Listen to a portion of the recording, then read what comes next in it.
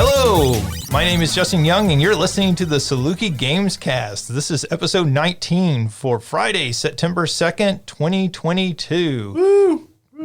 Electric Boogaloo. Ryan is very excited for this episode. That's Ryan Freels that you heard, and also Alicia Utecht. And OJ is being very silent right now because OJ is on his phone.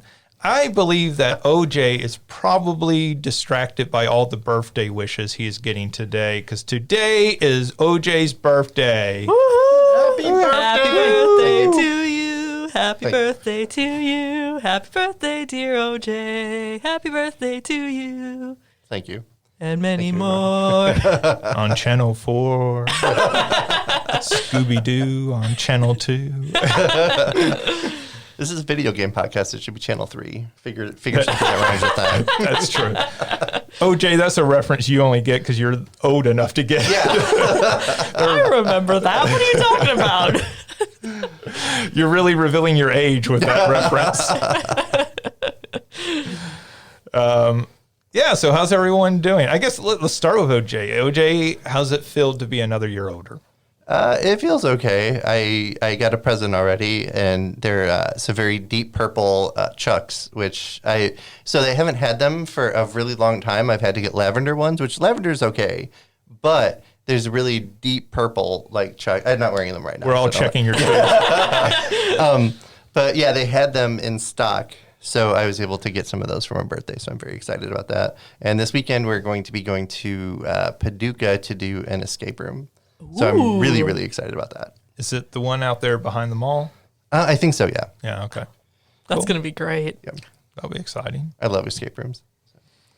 All right. Ryan, what's new? I'm doing good. I've just been working on dissertation stuff, video games, and also I watched the movie Shin Godzilla, which really good Godzilla.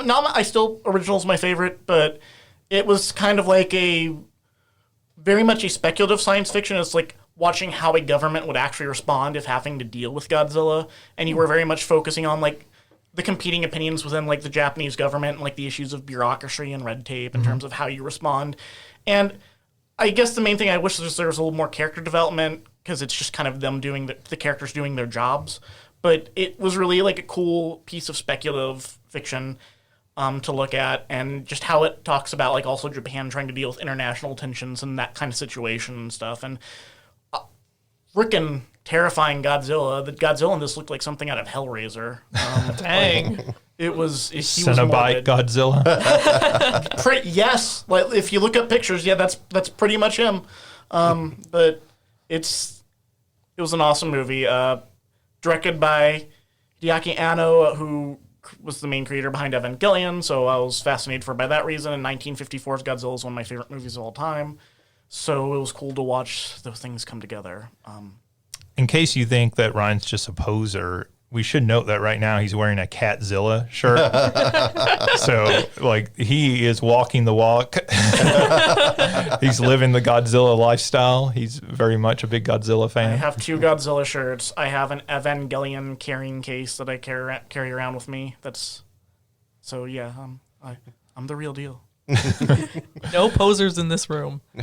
That original Godzilla film, I think people, because of what those films became, don't sometimes understand what that original film was. And that original film is actually a good movie. Oh, it's amazing. It's not like the goofy later, Godzilla's son Godzuki running around and stuff. It's an actual really good movie. And I love the 70s Godzilla, 60s and 70s Godzilla films, but I love them because of how stupid they are to some degree, how goofy and everything they are. But that original film is actually a really good film if people haven't seen it. Oh yeah, it's an amazing film about Japan dealing with the trauma of what World War II did to them, and what the atomic bombs did. And this film does call back to that too. It references that.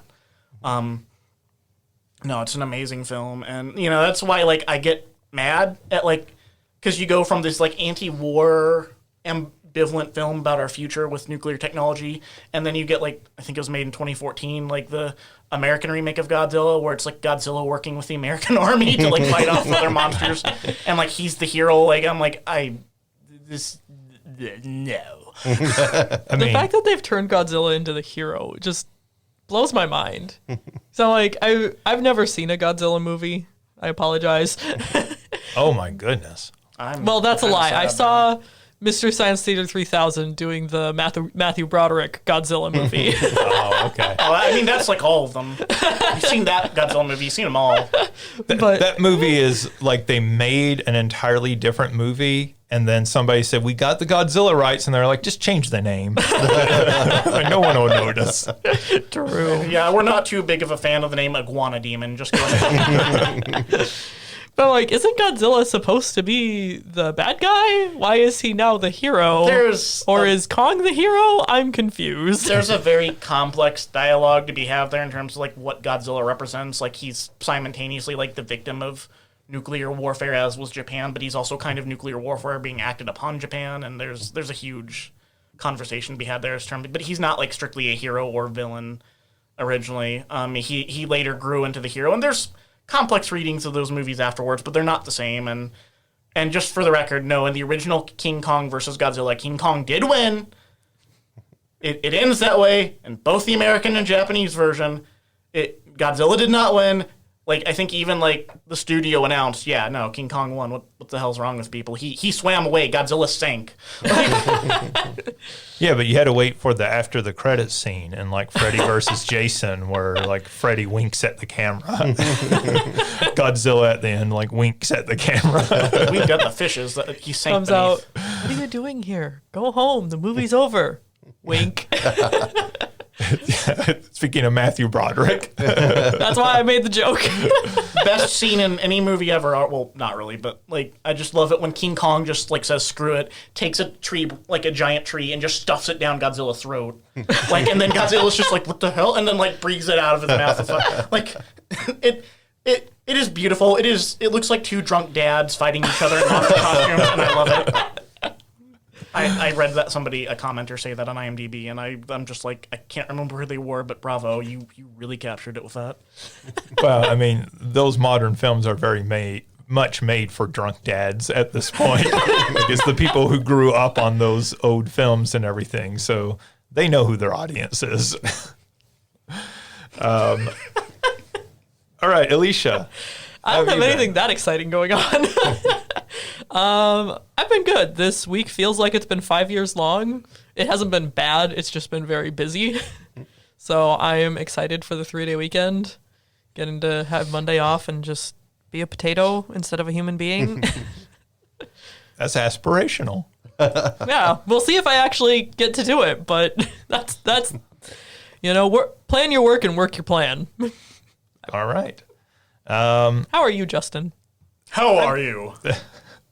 OJ again doesn't ask. Just slacking off. I'm just so waiting for an answer that I couldn't even speak. Anticipation overwhelms him. I'm A that way to attentive. one-up us. Yeah, like really, he's sticking it to you, isn't he?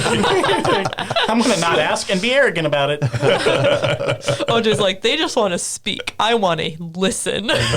Those purple Converse, they're the color of royalty. I don't know what you guys are.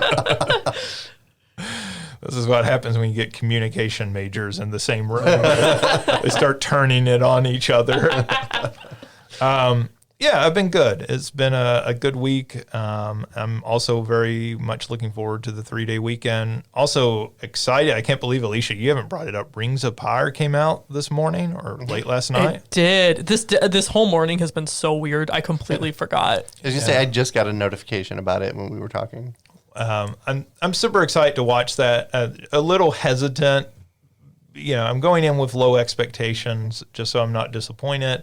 But, I love a good new show. Hopefully this one is worthwhile. 2 hours, it's like basically watching a movie this weekend. Yeah. So that makes me pretty excited and excited for the 3-day weekend just in general. Get some time off and get caught up on, after only 2 weeks of school, get caught up already. What a mood, though. think that's how we all feel a little bit. For all of you out there listening, we are implementing some changes in the podcast. So if you've been listening for a little bit, you may notice the format today will be slightly different. So we're going to start off with what you're playing. So, Alicia, what have you been playing this week? I have not been playing a whole lot, to be honest. I played a little bit more of Kirby Star Allies. I'm still working my way through beating all the levels with the different characters. What else have I been doing? I got back into Pokemon Cafe Remix, which I think is also free on the Switch, but I play it on my phone because I'm lazy. I think tonight I'm going to go home and play a little bit more Stardew Valley. I haven't gotten to play that yet as much. I feel like that's a game that once it gets into you becomes a daily game. Yeah. Yeah. You don't have to check in daily in the same way that you do with Animal Crossing, but you want to, you know. Yeah, and like a lot of my friends on Twitch have been playing that, and so I'm like, I'm seeing all this fun stuff, and I want to do this. The other thing I might do this weekend, I might go out. One of my friends on Twitch has been playing a One Death Equals Reset run of Renegade Platinum, which is a difficulty ROM hack for Pokemon Platinum that introduces future game mechanics like fairy type and all that, you know, gives buffs to different Pokemon, makes everything harder where, you know, all the gym leaders have 6 Pokemon. You have a bunch more boss battles throughout the game. And he's just making it look like so much fun. I'm not much of a PC gamer, so I have no idea how I would go out and do this. I'm probably going to fail miserably, but I think it looks fun. So I might go out and play some of that this weekend. We'll see. Cool. Sounds neat. Ryan, what have you been up to? So I have finished AI the Somnium Files 2. All right, so I like it. All right, so like the ending got interesting again, and I've kind of had to just sit and like marinate with this game because there's a lot of really interesting stuff in it. There's a lot of stuff that just does not stick the landing. I paid more attention to how the timeline works once they, you know, like, and again, spoiler alert, the timeline in this game changes towards the end. Like, you want to know why these things have happened in this weird order? It's because that wasn't really the order. It's the timeline. We mixed it up on you. Woo, what a twist. And I still think that's, like, the idea of the game. Like, they technically did it in a way that worked when I look back at it. Like, I haven't played it. I need to go back and play it again to actually fully make sure. I don't know that I want to do that. But I was looking back, I was like, okay, this looks like it makes more sense than it actually did initially. So they might have done a smoother job than I was giving it credit for, but there's still little weird issues.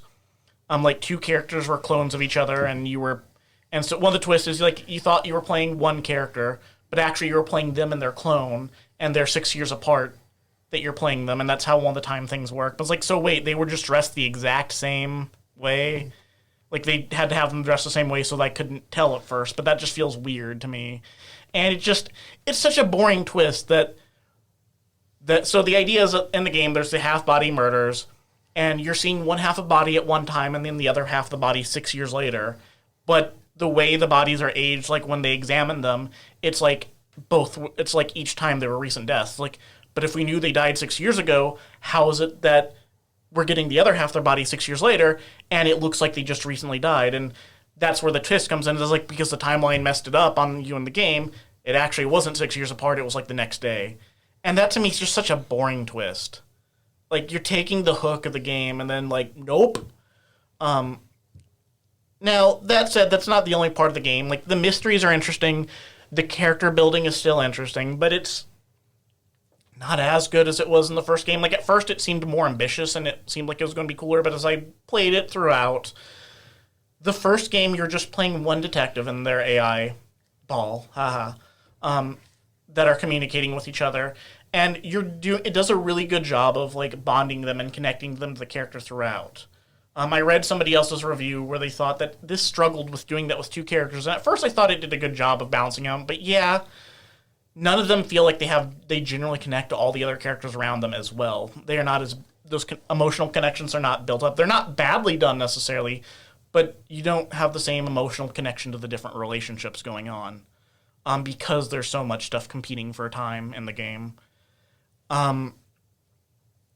Aside from that, as much as I think I like all the characters individually more than the main character in the first game, I don't think... So the characters have their AI balls, which are like their prosthetic eyeballs that are also artificial intelligences that they can talk to and that they work with. I don't think any of the characters in the game like have as good of a relationship, except maybe one of the characters, but you don't see as much as them. I don't think for the most part, though, they have as good a relationship with their AI ball as the main character did in the first game. I don't think he's necessarily as interesting as all the other characters on his own, but I think they did a better job of building his relationships with other characters, is what I'm saying. The issue is just that the game got too ambitious, I think. It's still interesting, but it got too ambitious. The twists weren't an interesting enough payoff. And it's a game where where the more I think about stories in the game, like, there's just things that feel really weird in it. Like, it feels like the characters have gaps in their own memory that aren't explained in the game, for example. And it just kind of leaves you wondering. And maybe they'll talk about that in the third game. It looks like they're planning to do a third one. But it doesn't make this for a satisfying game in and of itself all the way. I still liked it. I still enjoyed it. I'd still recommend people play it. But I think your expectations, I would keep them down from the first game. And also note that I'm going to probably have my expectations lowered when the third game's come out, assuming it does. So that's my feelings about. I have another game I played recently, but if anybody has any questions, I can answer those. I don't think I have any questions because you've talked about it a couple. You talked about it last week and then this week. I know you and I talked about it some off air as well. So I feel like I kind of knew some of your feelings going into this and everything, but. It just sounds like a game, when you talk about the twist, the sort of twist that annoys me in a movie, right. Where it feels like they have cheated, right, by holding information back from me that I would have no way of knowing. That doesn't feel like a twist as much as it feels like changing the rules at the last minute. Yeah. And, that feels somehow even more frustrating, I think, within a video game because you're an active participant versus a movie where you are being told the story, right? Yeah, right. Like with a movie, they can redirect you and, okay, the direction made it so I couldn't see. But with a video game, you're like, I expect to be able to explore this world enough to figure things out. Right. And no, I agreed. And, like, they give some hints. But even if, and they do give some hints, like, that I look at in retrospect, but even then, it's just such an unsatisfying payoff. And I think about that in comparison to, even if it didn't quite twist it as much, I kind of went in with more of an idea of what might happen. I liked better how you simply had the flow chart of, like, different timelines.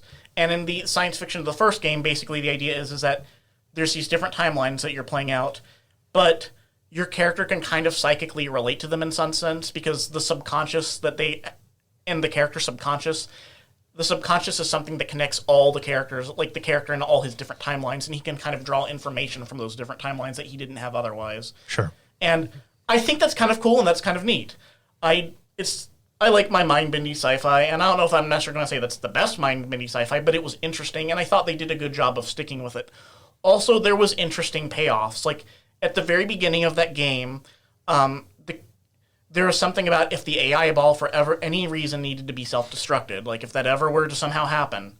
And they said that, and basically they're like, okay, how are we going to do that? And they're like, our way of doing that is you say the AI ball's favorite number because they have a personality and a favorite number, and you tell it 2 lies, and that pays off because they do end up doing that at the end of the game.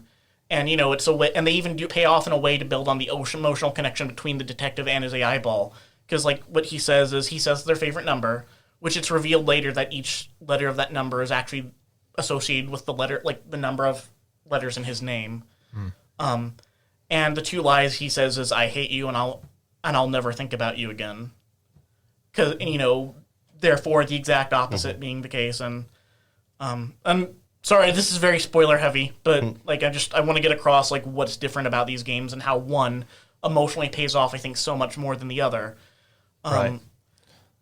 there is like some big emotional twist at the end, but it's regarding characters that don't have near as much connection with each other as he did with his like AI ball assistant. So it's just, it was smaller, but it was just such a better told story. And I'm not going to say it was perfect. There's a lot of anime cringe in that game, in both games. And like, there's a lot of cringy dude bro humor about him that I would have done better in a way where I was definitely making more fun of him than agreeing with him on anything, because I feel it's a little more vague at times in this. But it's kind of, I'm going to say like it's kind of like early Homer and the early Simpsons. He's a jerk and he's an ass, but he does have a heart, and they do a good job of showing that. Sure. And again, and they do a good job of building his chemistry with the other characters. The other characters are more likable on their own, I think, in the next game, but they just, except for 2 new characters, they don't have the same amount of chemistry. And just how much time you're competing for each character to relate to other characters, it's just not as strong or worth it. One good thing I guess I'll say is that the villain is actually more interesting at the end, I think, in the second game, but that it doesn't quite as matter as much as everything else, I don't think. Right. Yeah. So what was the other game you played?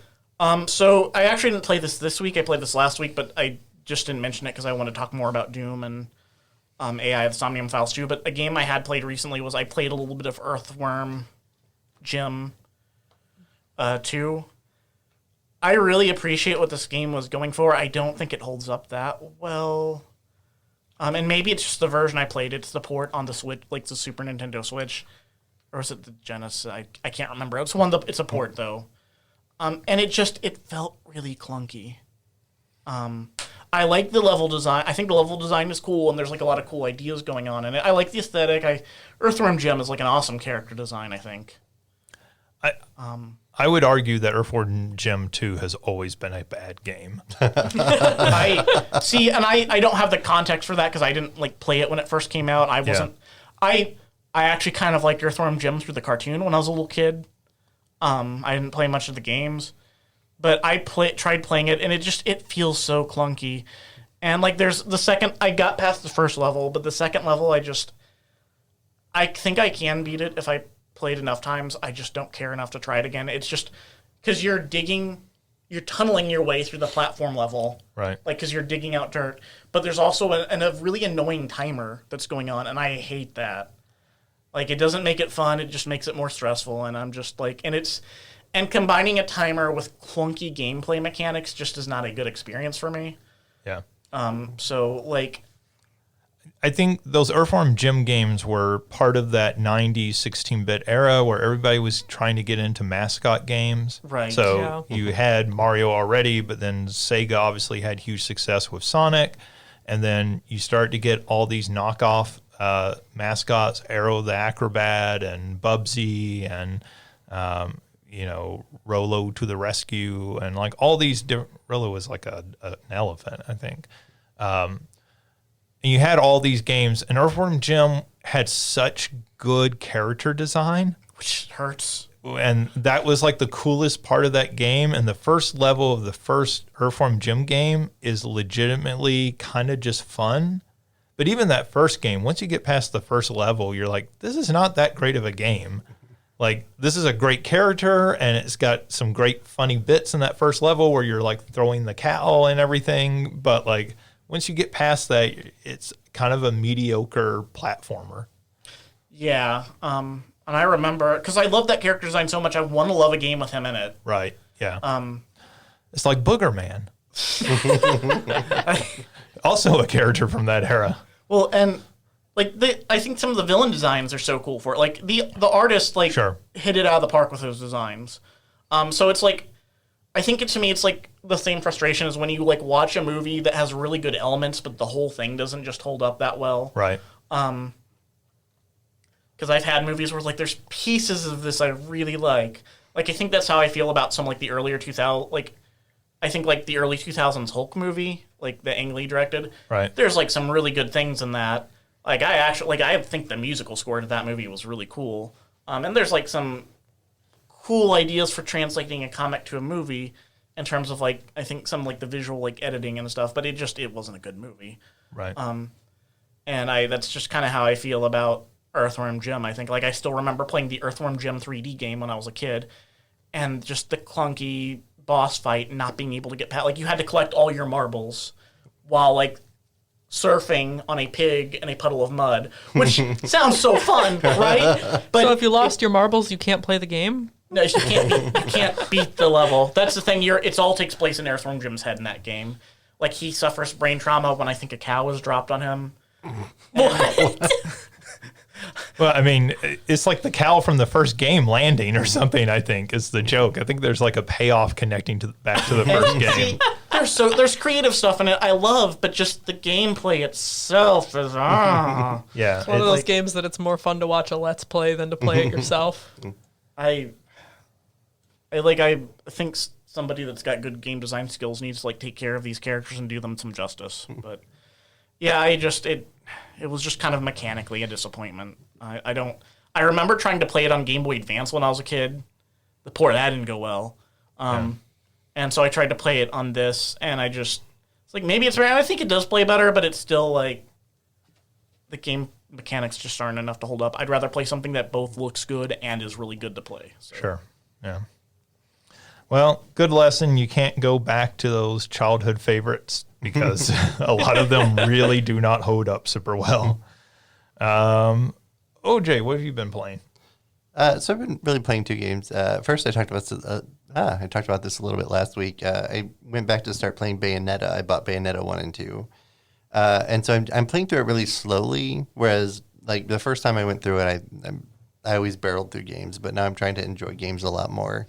But I really, really love Bayonetta. Again, it's a little harder than I think, but honestly, I think it's because of the port to the Switch. And it was just a little bit easier with an Xbox controller playing the first one originally. But I really, really am loving the game. I love the character Bayonetta. And I'm just yes, Queen, smash that angel with your hair boot. And it's just the best thing ever. That needs to be a song. And I don't remember Bayonetta 2 very well. I'll remember it more when I start playing it. It's not like a Final Fantasy X. But so I think it's going to be a really great moving into the second one, and I'm very, very excited for the third one to be coming out soon. And second is I've gotten back into playing Pokemon Go. And so both of my partners are playing now, and we've all played on and off for the past few years, but not at the same time. But now that we're all playing at the same time, it's great. And last weekend was a Pokemon Go Fest Part 2 type thing. I can't remember exactly what it was called. But we all had a ticket, and it was 6 hours, and the Ultra Beasts were unlocked. And it's a little weird, too, because I haven't really played that many Pokemon games outside of Pokemon Go. I played Pokemon Snap, I played Pokemon Stadium, and I played Let's Go Eevee. But I haven't really played any of the mainline games except for Red and Blue when they first came out a very long time ago. And so I'm always constantly getting exposed to new Pokemon and new lore from the games through Pokemon Go. Right. And now the Ultra Beasts are there, and there's a muscular fire cat. But Yeah. that's cool. And then Pheromosa, which is a sexy bug. And then I do enjoy how people try to describe Pokemon. Yeah. It's better than any name they could actually come up with in most cases. and then there's a Christmas tree cat, which I think is awesome, with Christmas lights on. And so so I was really excited playing that this weekend. And now it's the Season of Light, which just started. And so I'm very excited to be playing through that. There's a kind of a sad thing. A friend of mine who was a friend on Pokemon Go, she got locked out of her account and was never able to recover it. She spent months trying to recover it. And she had been all around the world. She traveled to Thailand. She traveled through Europe. So she had a lot of awesome stuff in that account. But when she got locked out, we were 1 day away from becoming best friends. No. And so I have a present from her that is just sitting there that I won't take because that'll make us best friends. And you get a lot of experience for becoming best friends. So people usually use the lucky egg before doing it. But I am keeping it there just in case she ever gains access back to her account, and then is able to play again, so we can use our eggs and become best friends. But this was a few years ago. I don't know if she'll ever be able to. But This is such a tragic story. Yeah. One of those sad Pokemon stories. But yeah, she's an amazing person that I met through Pokemon Go. With the local community. Wow, like this needs to be the focus of like some Nintendo Direct presentation. Who needs another Detective Pikachu movie when we can have this? I know, Nintendo right? recap. So wait, do you still like know them outside of the game? Yeah. Okay, at least that's... She makes us banana bread and these amazing little cookies all the time, and we make her some stuff. So she's awesome. But yeah, it's but I keep on seeing that gift there, and I'm like, oh. There's like I miss Joy. this and Cubone, like it's the sad Pokemon stories I think now. Yeah, that's quite the story. But so at my office in the building now, I have access to 3 Pokestops rather than 2 when I was on this side of the building. So I'm very excited about that. I'm really excited just seeing new Pokemon, which I know they're not new, but like seeing all the Galarian versions. They're new to you. Yeah. Yep. And so there's a relatively new mechanic, which is an adventure incense. And so you use this and you have to be moving through it. Like a regular incense, when you use it, Pokemon will still spawn, but not as much if you're still. But for this one, they won't spawn unless you're moving. And it goes for 15 minutes. And it can give you Pokemon that aren't available in your area. So like 75% of them are ones that are available in the area, but 25% have a chance for stuff that's not in your area, including the Galarian legendaries, like with Moltres, Zapdos, and Articuno. And so my partner Kyle has seen 2 of them. I haven't seen one yet. Josh hasn't seen one. And when they do appear, they have a really, really, really low catch rate and a really high run rate. So not a lot of people get them. But I keep on doing this incense, and like I'm glad because it's getting me moving. And like I'm not gonna lie, most of my exercise comes from playing video games. So you know, I mean, if it works. yeah. So I'm getting a lot of movement and going, but like I still haven't seen a Galarian bird. I'm a little upset. It's been about a month now, I think, that we've been doing this. So Honestly, I will tell you the Galarian forms of the birds are ugly as I'll get out. So are there a lot of people still playing Pokemon Go? I mean, we're in a college town, so is it still a pretty active scene here locally? yeah, there's a Discord for it where people are get together to do raids. Now, raids don't take as much as they used to because people have a lot stronger Pokemon now that are able to fight. So you don't need as many people. Whereas before we had to get like 20 people in a group to take down like Mewtwo. But none of them are really that hard anymore. And you can invite people like with remote raid passes. I'll say remote raid passes really changed the game. Yeah. But there are still a lot of people. So whenever there's a community day or a raid day or something, we'll see a lot of people that are out. Some people that we knew. So my partner Josh used to do when community days first started for like the first year. He would organize a group getting together and a raffle that we would do. And then we stopped doing that. But the Discord, the community there's an RSO on campus, and the Discord community is still pretty strong here. That's I think that's always amazing to me with games when they sort of leave the like limelight and they leave the sort of popular conversation in the video game world, right? Like there was a time when everybody was talking about Pokemon Go and even just the general public, right? Everybody was kind of fascinated by it. And then it kind of goes away, but it doesn't go away. People just stop talking about it, and it sort of settles into this place where, you know, there are still tons of people playing this game. You just don't hear about it unless you're in that particular scene. And I think that's a very different place for video games to be in today because there are lots of games like that. I mean, I know we've talked about this before on the show, but there's a lot of games that are in that position today. And, you know, quietly hundreds of thousands, millions of people around the world are playing these games, but like you would have no idea unless you were in that particular scene. Yeah. Right. Well, I think Pokemon Go is also really fascinating too, because like when it came out, everyone and their mom was playing it, you know. Sure. And then there are, I don't want to say knockoffs because like they're proper brands in and of themselves. Like there was the Harry Potter version, there's a Pikmin version. Well, a lot of those made by the They're all same made company. by the same company. Right. Yeah, so they're not knockoffs, but The Harry Potter one's shut down now too. is it? Yeah. Dang. And it's like, It wasn't that good. I say, who Jurassic played Park. those? J.K. Rowling did. Like, it was like, come play with me. Like, I downloaded both of them, and I don't think I ever opened them. And so it's really fascinating how, like, Pokemon Go still has a decent hold on people. Right. And then these other ones just, like, people may have downloaded them, but they've, everyone who still plays Pokemon Go, like you said, the Harry Potter one just shut down. I've never heard anyone talk about the Pikmin one. I found it by accident. Right. I didn't even know about it. Right. There's some creepypasta stuff behind that. there you go. Yeah, I'm always chasing like the high of when it first came out and everybody was out and stuff, because like I'll see my Facebook posts and like at the time when it came out, I lived in a much smaller town, Johnston City. And like right at City Hall, there were 3 stops that were right by each other. And I was like, hey, I'm going to put up a lure in, between 7 and 8. And like people I'd never met before in this small town, like we all just came and just sat around talking and playing Pokemon Go together. And it was awesome. And like I never got more exercise than I did that first summer. Yeah.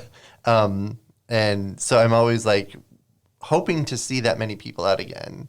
I don't think it'll ever hit that, but they do keep on updating the game and they keep on making it better. They keep on adding new and interesting stuff. Although now that they're getting close to having like all of the available Pokemon out, I'm wondering where they're going to start moving with stuff. Well, they've got a new Pokemon game coming out this fall, so there'll be a whole new slew of Pokemon to put in it. So I mean, I guess they don't have to worry too soon about that. Yeah. I think it's. When that game first came out, it was a very positive thing. It was building community through video games in a way that very few games have done, right? I mean, World of Warcraft and a few others, have done similar things, but like it was doing something very unique at the time, and I think you bring up an interesting point, Alicia, when you talk about these other games have tried it. Even the same developer making a lot of those games have tried to do the same thing as it, and they've kind of fallen off, which I think always speaks to the enduring popularity of Pokemon. Pokemon is popular at a level and in a way that defies any other sort of game. It was like during the pandemic when people were raiding Targets and Walmarts for Pokemon card packs, of the physical cards. And you're like, people are still buying Pokemon cards? People are still really into Pokemon cards? Like, this is 25 years old at this point. Like, this is something that's been around for a very long time. And, Pokemon games sell more now than they ever have. And, they're putting out 2 Pokemon games this year. And they're both going to, the Arceus has already sold like, 12 million copies. And then they're putting out another one that's going to easily sell 12 million copies and probably into the 20s. And you're just like, what other franchise does this? Like not even Call of Duty can do this, 2 games in the same year selling 10 million plus copies. Like it's kind of crazy, the popularity of Pokemon. And I think that's part of the reason why it endures. I mean, it was first, but like, I don't even think that matters as much as it's the Pokemon license. I mean, and we're still finding out new things. Like even, like I follow a couple of fact channels on YouTube, like Did You Know Gaming, and Blue Boy Finn is another one that has been doing some real interesting deep dives into Pokemon. He just did a whole expose thing on the Pokemon Furby toy that never came to be. Did You Know Gaming is a very good channel. Yeah, like Did You Know Gaming had a whole episode, I think a month ago, on how like the original plan or the original concept for Red and Blue version was every single game would be unique in a way that, we think of randomizers now. And it's like, we never knew this for the past 25 years. I learned, about how, the Squirtle to Blastoise line was originally 2 different lines, and then they combined, of evolution, and then they combined them. That's, I think, why you had the weird wing head thing going on with Wartortle. Yeah. That weird combination, which kind of makes sense. That feels like an awkward teenage years thing that you do, I'm just getting rid of this. These wings. I don't know why I thought that was cool. This is like getting the mohawk when you're a teenager. You just want to shock your parents. It's not a phase, Mom. doing it because of you, Dad. You know where I learned it? I learned it from watching you. All right. Anything else, OJ? No, that's about it for me. All right, cool. All right, so I've been playing a couple of things. One is Boneraiser Minions. So Boneraiser Minions is a Vampire Survivors like. I don't think we have a title for this new genre, but there have been a lot of games released over the last year copying Vampire Survivors. This is another one, but it does some interesting, unique things. So you're playing a necromancer in this game, and essentially you have a very small level. So unlike the Vampire Survivors levels that for the most part just sort of go on forever, this is a very kind of small self-contained area. It's a cemetery basically, and you do not actually fire any weapons yourself.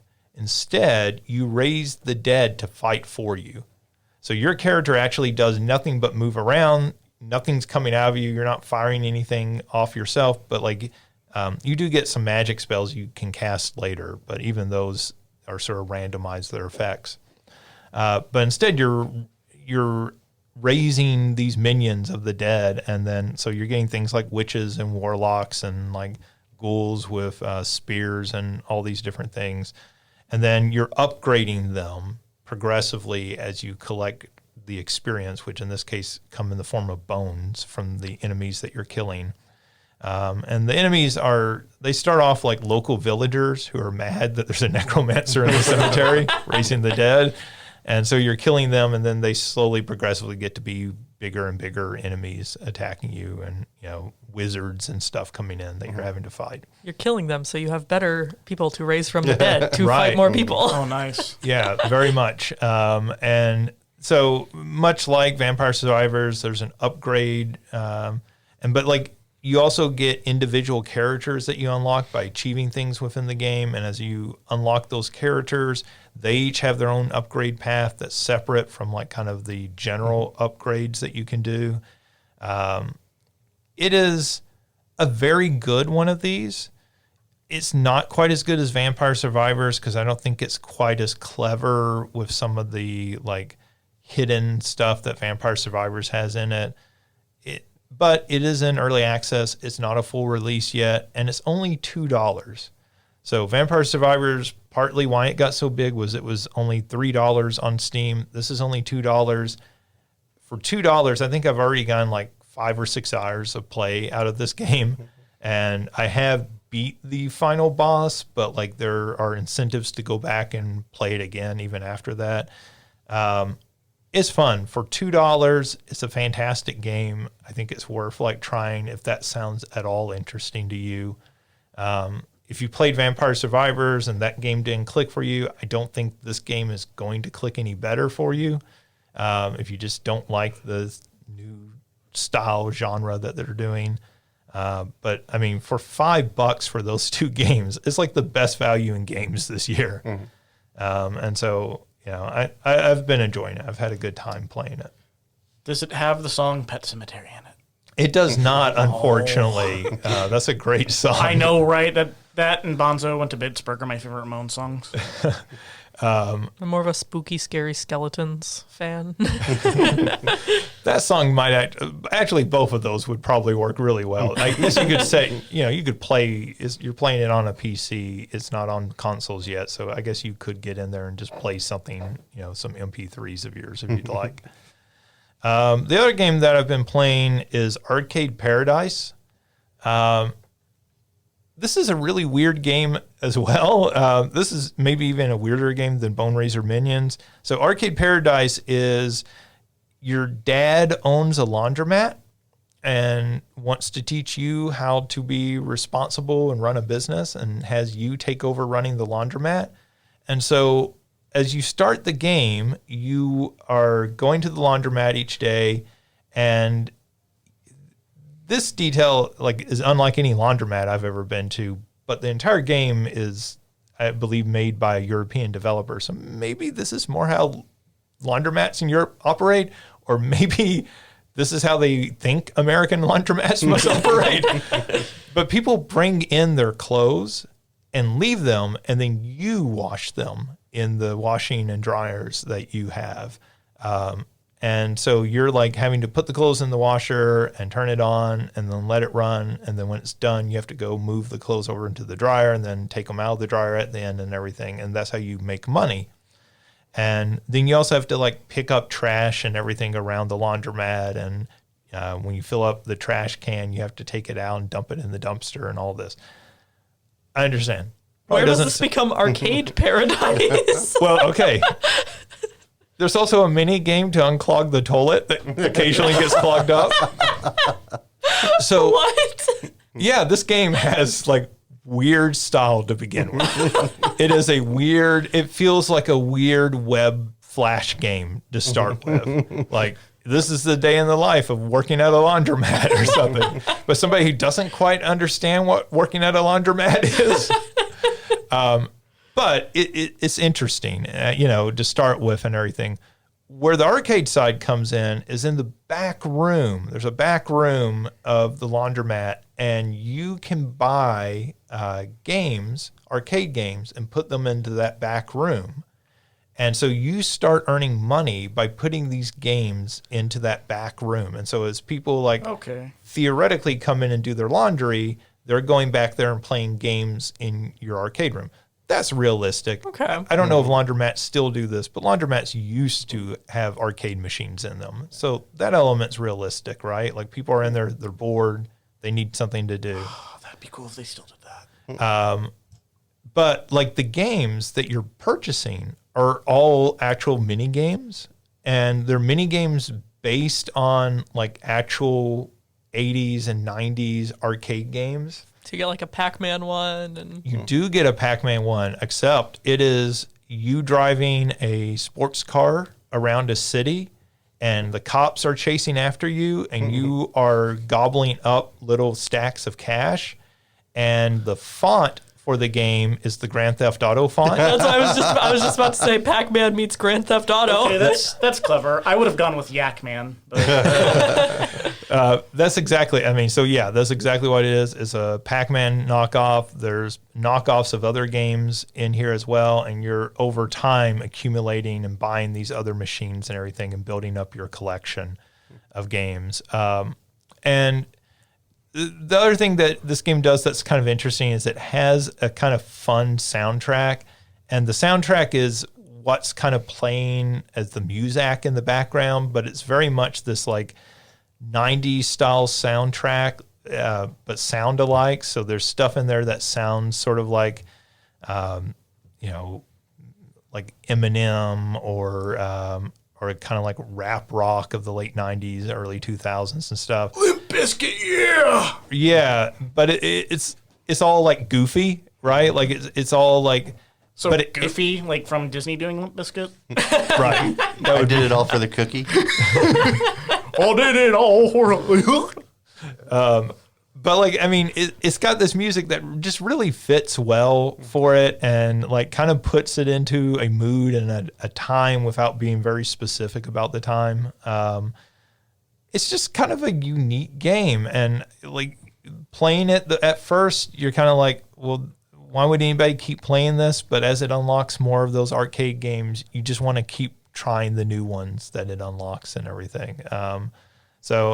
Yeah, I'm not through it yet. I'm just kind of early into it, but I'm really enjoying it so far. It also has kind of like a neat style to it.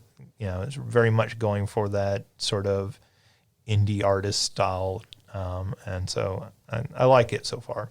Is that one on Steam or? It is on Steam. I assume that it'll come to consoles at some point, but I don't believe it's on consoles yet, but maybe it is. Yeah, so that's what I've been playing. Let's switch over to the news. Kind of run through some of these news stories real quick. The director of Hunger Games and I Am Legend is doing the Bioshock film for Netflix. His name is Francis Lawrence. I think he did the last two Hunger Games movie, and I believe maybe doing this new prequel that they have coming out. Oh, yeah. Yay. So, yeah. I mean, those. I don't think any of those are great movies. Yeah, they're fine. I saw the first Hunger Games movie. I liked it, and then I forgot it happened. But even I Am Legend, that's the Will Smith, He has to kill the dog. That's all I know. Well, I'm not watching it. spoilers. I mean, I'm glad I think you spoiled the that movies for me. from 2005. I think we're past spoiler My queue was very long, Alicia. Had to wait for nobody ever returned it to Blockbuster. They were not kind and rewind. Just 1 second every day for a build-up, Alicia. I was almost to that part. But I think the big news here, right, is that we're actually finally getting a Bioshock film, maybe. I feel like 90% of that film is going to be set design and costume design. So, Ryan, kind of what you were talking about earlier, when like the look of a film is like really great, but the film itself doesn't follow through. Yeah. I hope that they can at least get the look, because that look is so instrumental to that first Bioshock game, and even Bioshock Infinite when it came later. Let's see. Well, isn't Bioshock 1 too, where the choices you make matter and like it determines the ending of the game? To the extent that your choices ever matter in a video game, Yeah. I mean, yes, it does to some extent. Okay. It's one of those situations where it's very sort of binary in your choices. It's not, Yeah, but like there's the bad ending and there's the good ending. Yeah. It's not like Depending 50 on- possible endings. but- Yeah. yeah, it's not Disco Elysium, where your choices actually are reshaping the game as you go along. Let's see. Last Friday morning, actually, as we were recording the podcast, there was a story that broke. There was a brief flirtation where people thought that Amazon might be buying Electronic Arts. Spicy. So this was actually a story that got reported through USA Today. They went back afterwards after CNBC said that this story was actually not happening and said, hey, this was some bad reporting and everything. We're, recanting this story.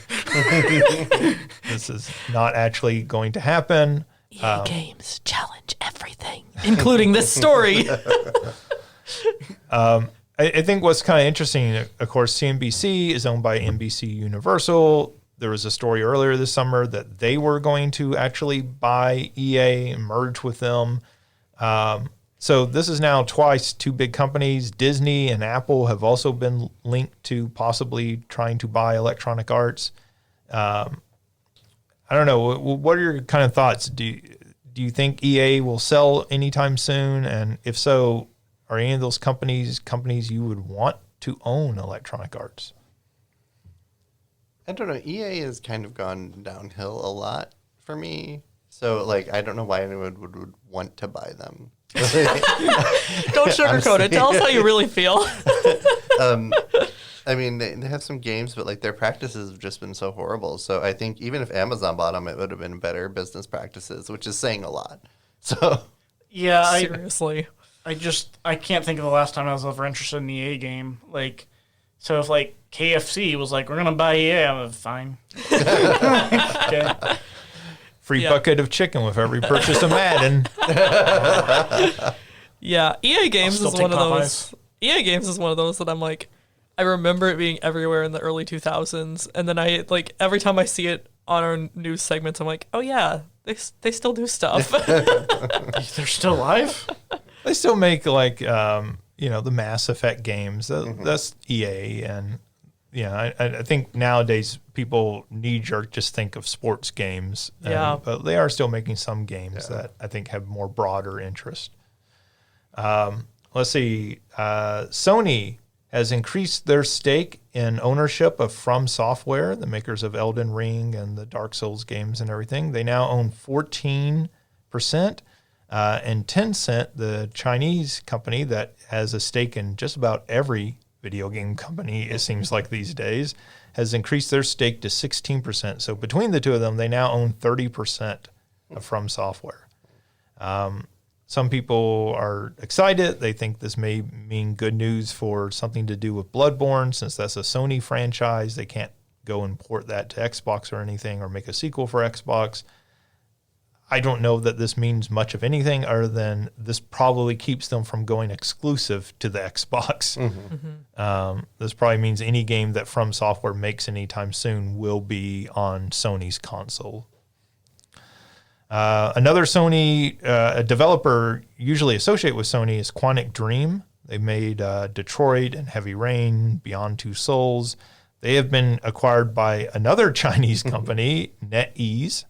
So they've been fully acquired. Quantic Dream is working on a new Star Wars game somewhere down the line, assumingly in the style of Detroit and Heavy Rain, sort of interactive, sort of storytelling and everything. Your experience with those games is going to vary greatly. I liked Heavy Rain at the time. Detroit was kind of a mess, so I think everybody's reactions will be a little different to that. Halo Infinite is not getting couch co-op for its campaign. So this was promised before launch. It got delayed. This was something they've been kind of keeping out there. Hey, this is coming. And they just announced their roadmap for development of that game, and they have announced that they are canceling that feature.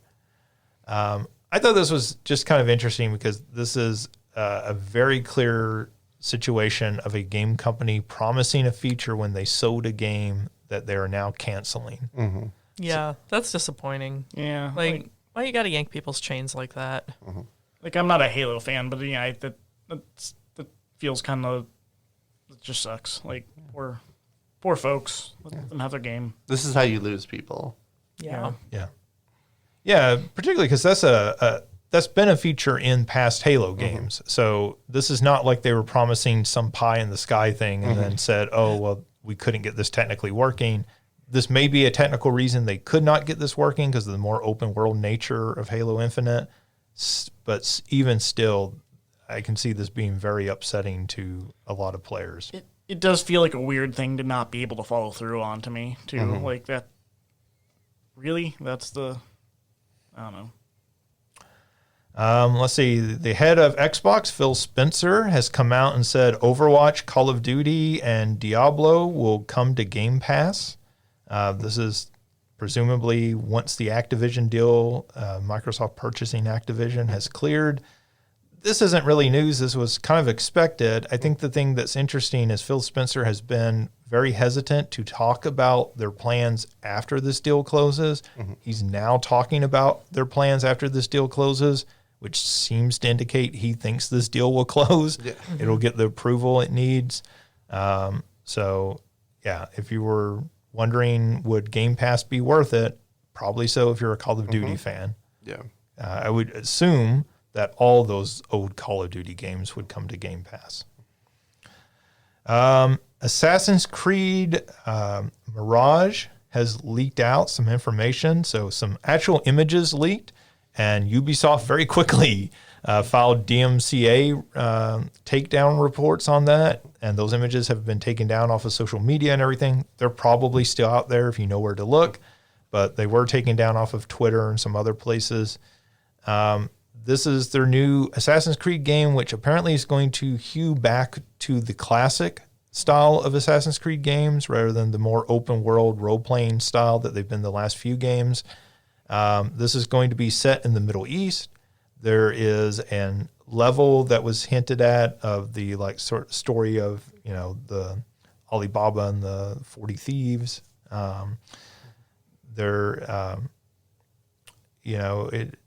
They are supposedly trying to do more dense crowd technology. So if you remember when the first Assassin's Creed was announced and shown off, that was one of the key selling points of it, that there were big crowds that you could walk through and everything. They're apparently trying to go back to that. This really sounds like we're trying to make a classic Assassin's Creed game for the people who have been disappointed with the more recent games. So, which is fantastic. I really support that. Yeah, I was going to ask, are any of you big Assassin's Creed fans? No, but I like the idea of doing that more, because I like open world stuff, but I also like things where the world's smaller, but there's so much to explore within that smaller space. So a game I kind of want to go back to that I was playing for a little bit was Yakuza 0 before we did this podcast. And I want to go back to it because the way they design the urban spaces in Tokyo and stuff, it's just so dense and cramped-packed, and there's so much stuff going on that even if it's not as big and sprawling as other open worlds, there feels like plenty. And it just really brings the world to life. Yeah, I mean, Yakuza is a fantastic series. Those are great games. Let's see. Konami has announced their schedule for Tokyo Game Show, which is coming up in a week or two. And as part of that, they have announced that they're going to be announcing a new game that they've said is from a beloved franchise worldwide. Please be Castlevania 99. Yeah. Please be Castlevania 99. Please be Castlevania 99. Yeah, that's what I'm saying. Fingers crossed. I want a good Metroidvania, a return to that. Well, I haven't played the new Castlevania, the Castlevania reboot games. I was about to, but they took it off of the PS Plus thing. But I would love a return to a Metroidvania with Castlevania 99. Yeah, I don't know what this is. They are supposedly working on a new Castlevania game. Whether this will be what they're announcing or not, they're also supposedly working on, new games in all of their big franchises. So I guess we'll see. I would be set for disappointment because it is Konami. They've been nothing but disappointing in recent years. Fair.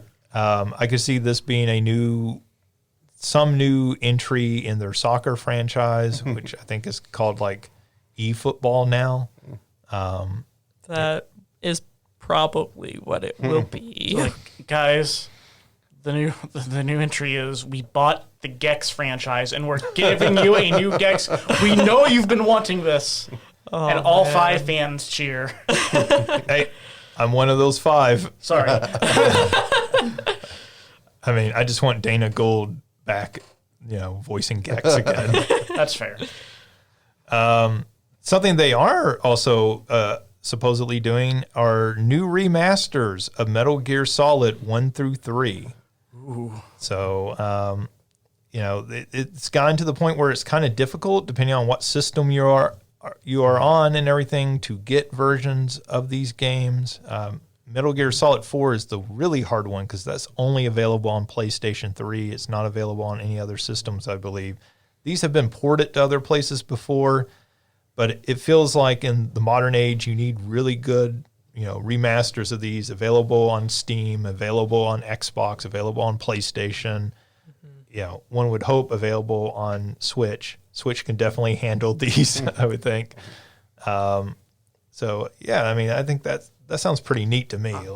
Yeah, I think if they bring it to Switch, those are games that I never got into but always intrigued me, just from playing Super Smash Bros. And seeing people do really well with Snake. And I was like, that looks fun. So if they bring it to Switch, those might be on my Christmas list this year. Empty Box Simulator? Yep. Yeah, these were games that I wasn't interested in around when they initially came out. And then, I think Metal Gear Solid 4 came out, and I kind of grew interested in them. And I just never got, an opportunity or time to, get all of them or anything. So this would be really cool. Yeah, I mean, those games are so important and influential. Particularly, I think Part 1 and Part 2 were just hugely impactful games at the time. I wonder, going back now, how they'll hold up for people who didn't play them at that time, right? Because so many games have come in their wake and taken things from them, and improved on them, including the Metal Gear Solid franchise. Metal Gear Solid 5 is a really well-playing game, but is a very different game than Metal Gear Solid 1 for that reason, just because of time and everything. So, yeah, but having them available, particularly if they're reasonable with this and, price this in a way that would make sense for people. Yeah. I wouldn't pay $60 per game. No. Not unless they're doing complete remakes from the ground up. They'd have to be doing Final Fantasy VII type work on these. Let's not forget the true great stealth game that they opened the doors for. Chicken Run on the PS1. Oh my gosh. There was a deep cut for you. For folks that don't know, there was a DreamWorks Art of Animation movies named Chicken Run, and they made a game on it for the PS1. Just a little deep cut for you. They're making a new Chicken Run movie. I Oh, read are they? that this morning. I think it's on Netflix. Why? And it's called The Secret of the Nugget. So You're joking. no, I'm pretty sure that's right. I may have the wording of the subtitle wrong, but it does involve a nugget. I'm Did, Googling this. The Mel Gibson rooster get fried and they eat them? I mean, I'd watch that. Like, I'm Googling this right now. Go right ahead. Get a Mel If they make a Gibson sequel to this movie, I will chicken. actually cry. They I already, hated this movie. they already made a sequel to the first Chicken Run. They made a part 2, right? Chicken Run don't 2 think releasing so. on Netflix in 2023. Oh my word. Chicken Run True Electric Boogaloo. Dawn of the Nugget. Dawn of the Nugget. Okay. I hope they fried. The secret of the nugget actually is like that they like go, they find a chicken nugget and they're like, what is this? And then they eat it and then they find out at the end of the film. becomes their favorite food. Oh my Or word. it's like maybe this can be like Soylent Green but with chickens. I mean, yes, that's an amazing children's film. we did it. We came up with the best children's film ever Oh my word. on here. Let's see. One last news story here. Nintendo is planning a direct for September. This comes from Jeff Grubb on Game Mess Mornings. It will focus on Zelda, presumably the new Zelda, the Breath of the Wild Part 2 sequel, but it will also include news on ports of Twilight Princess and Wind Waker to the Switch. So those ports were made for the Wii U. Those are some of the few games that were first-party releases on the Wii U that haven't gotten ported to Switch yet. This has been rumored for a while, and so if they're going to release those ports sometime this year, which would make sense because you can't release them next year when you're releasing Breath of the Wild 2, unless you're pushing Breath of the Wild 2 to 2024, in which case you might as well just say we're releasing it on Switch 2 whenever we release that. I don't know. Are y'all excited to play these? I am. I've never actually got a chance to play those. So I'm really excited to have a port for the Switch where I'll be able to play them. I have played Wind Waker, but I've never played Twilight Princess, so I'm real excited for the chance to play it. The rumors have been that they would be packed together, so it might be a $60 pack for the two of them, which expensive but more reasonable. I'll say $30 per game, really, at that point. That's reasonable. Yeah. So presumably that'll get announced sometime this month and everything, probably sometime around Tokyo Game Show. Sony is also rumored to be doing some sort of event this month to announce some of their games. So it's going to be a very busy month for new video games in September.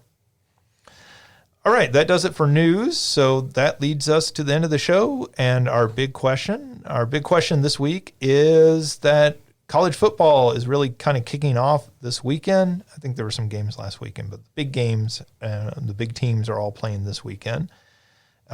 So do you have a favorite sports game? Not necessarily football, but any sort of sports game that you really enjoy.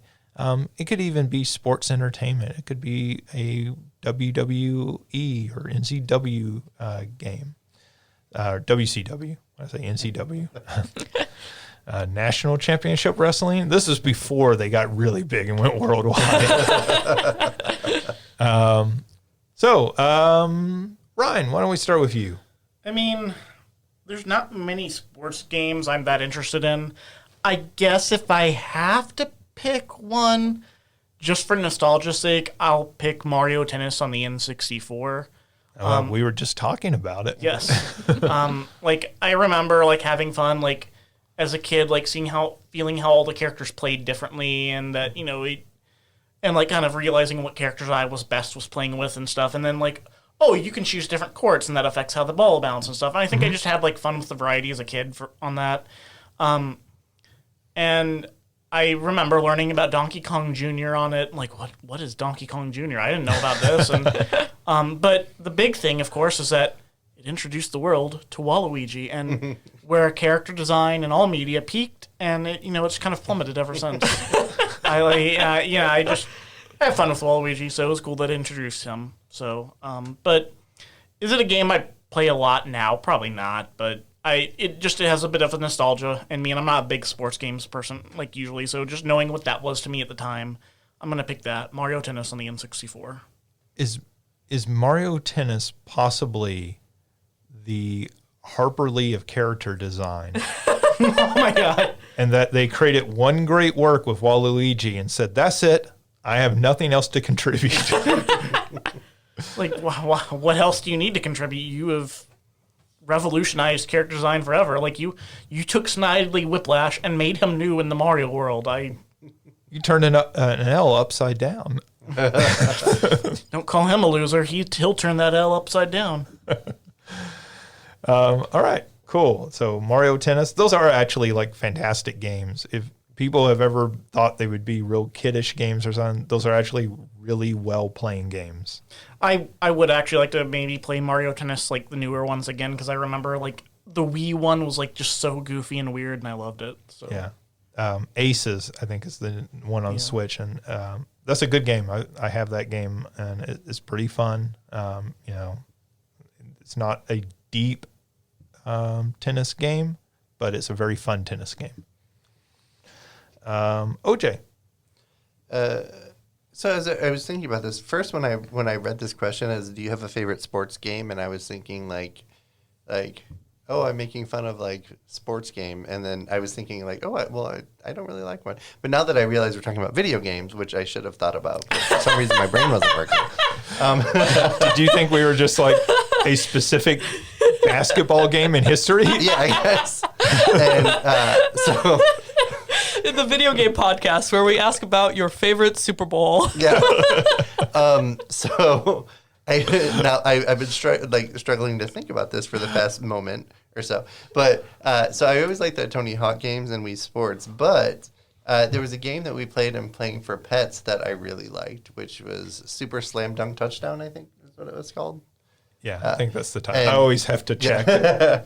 And so it's, if you're not familiar with it, it's a game where you can pick to play somebody from different types of sports. So there's a soccer player, an ice hockey player, a football player, etc. And then you're in this field which has like a hockey goal, and it has a football goal, and it has a few other things. And so each of the characters has different strengths and weaknesses, and it's a pretty awesome sports game that puts all of them together and makes me think of sports game rather than, a game with a specific name. Yeah, that's a fantastic game because it you can score in multiple ways. So like you can kick it through the uprights, or you can run it in, or you can kick it into the goal, and it's just a fantastic party game. It really is. Easy to pick up and play, and like everyone seems to have a good time with it. So. All right, Alicia. So my original answer, because I also was like, I don't know sports games, although I knew we were talking about sports video games. But I would have loved it if one of you had come in and actually just start talking about like Super Bowl 24 is my favorite, because I just would have lost it. I would have known how to respond. But so my initial answer is the Harry Potter Quidditch World Cup game on the PlayStation 2. My sister and I played the living daylights out of that as kids. Mm-hmm.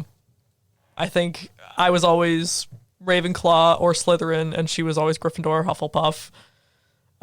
But then I thought about it some more, and I really would be remiss, and my mom would never forgive me if I didn't make a shout out to the Wii Play game. So it's kind of a follow-up to Wii Sports. And specifically the Charge game, where you had the Wii remote tilted sideways and you were racing a cow to knock over scarecrows. I had fun with all of Wii Play, but that one just deserves a special mention because my mom loves the living daylights out of that. I mean, this game came out in 2006. We got it, right away when it came out. Mm-hmm. It is now 2022. She still talks about it. She's still like, we should break out the Wii and play that cow game again. And we're like, Mom, our Wii has not been turned on in like 10 years at least. I don't think the remotes charge anymore. I don't know how you're going to do this. I mean, I believe in your ability to like update the controller, Alicia. Even if it's just new batteries in this case. I don't think the charging station works anymore. I don't know if I can. That might be too powerful even for me. I need the power of friendship and update controller. I need you all to come to my house and give me the power of friendship to update this controller. Just put on My Little Pony or something. Is the power of friendship when it comes to us, though, just mocking you as you update the controllers? Because I feel like that's been your experience with us. At least when it comes to controllers. I don't think we're mean to you generally, but Mean to Sonic, maybe. well, we definitely are mean to Sonic. Well, to be fair, Justin and I sat here before you two got here making fun of Sonic 06 for like 10 minutes. So. That's true. We did. I feel like Sonic is like Alicia's little brother. That we're all like, oh no, your little brother's coming around again. Let's get her slingshots, guys.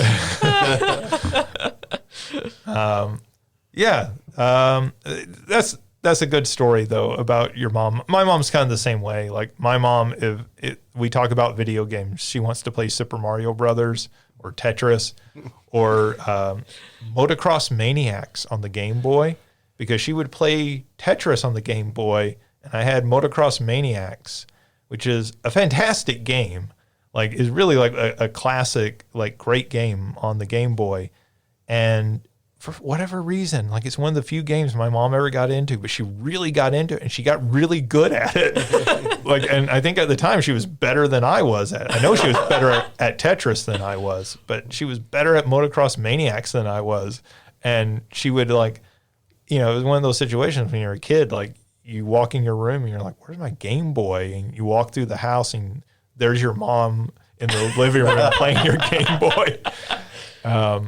So yeah, I mean, that's funny and sweet that like she still wants to play the cow race game.